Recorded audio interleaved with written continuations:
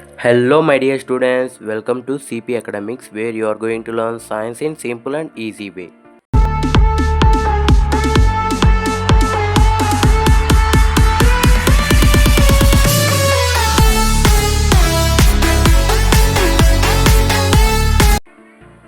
ఈరోజు మనం చెప్పుకోబోయే టాపిక్ ఏంటంటే అటామిక్ స్ట్రక్చర్, దాంట్లో థామ్సన్ మోడల్ ఆఫ్ ఆటమ్. ఏదైతే మనకు చాలా ఇంపార్టెంట్ అండ్ సింపుల్ కాన్సెప్ట్ ఇది. జేజే థామ్సన్ అనేవాడు 1898లో ఫస్ట్ యాటమ్ అనే దాని గురించి చెప్పాడు. అసలు దీనికి ముందు యాటమ్ అంటే మనకు ఏందో తెలీదు. ఎలక్ట్రాన్ డిస్కవరీ తర్వాత జేజే థామ్సన్ అనేవాడు మనకు యాటమ్ గురించి చెప్పాడు. యాటమ్కి వచ్చేసి స్పెరికల్ షేప్ ఉందని ఈయన చెప్పారు.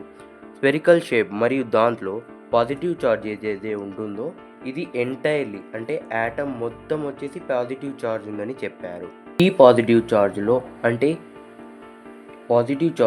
ఈ మొత్తం ఎంటైర్ యాటంలో ఎలక్ట్రాన్స్ అంటే నెగిటివ్ ఛార్జ్ అయిన ఎలక్ట్రాన్స్ వచ్చేసి ఫిక్స్డ్ ప్లేసెస్లో ఉన్నాయని చెప్పారు.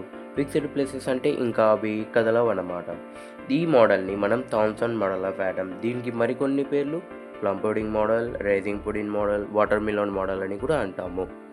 వాటర్ మిలాన్ మోడల్ ఎందుకు అని చెప్పుకుంటే, వాటర్ మిలాన్ నార్మల్గా మనకు చూడడానికి ఇలా ఉంటుంది.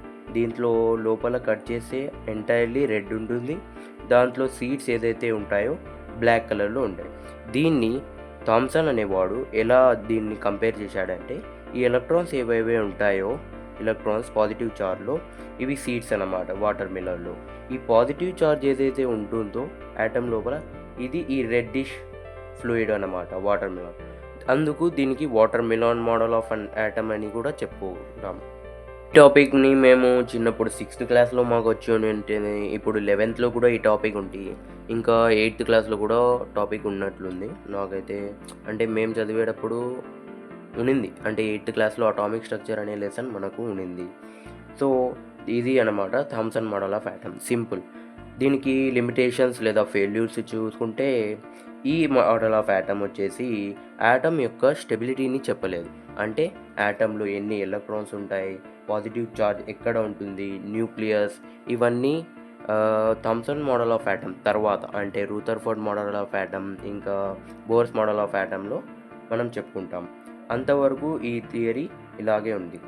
ఇంకొక ఫెయిల్యూర్ ఏమంటే రూథర్ఫోర్డ్ గోల్డ్ ఫాయిల్ ఎక్స్పెరిమెంట్, ఏదైతే మనం నెక్స్ట్ క్లాస్లో చెప్పుకుందాం, దాన్ని వచ్చేసి రిజెక్ట్ చేసింది. అంటే దీంట్లో ఈయన ఏం చెప్పారు, పాజిటివ్ ఛార్జ్ వచ్చేసి ఎంటైర్గా ఉంది అని చెప్పాడు.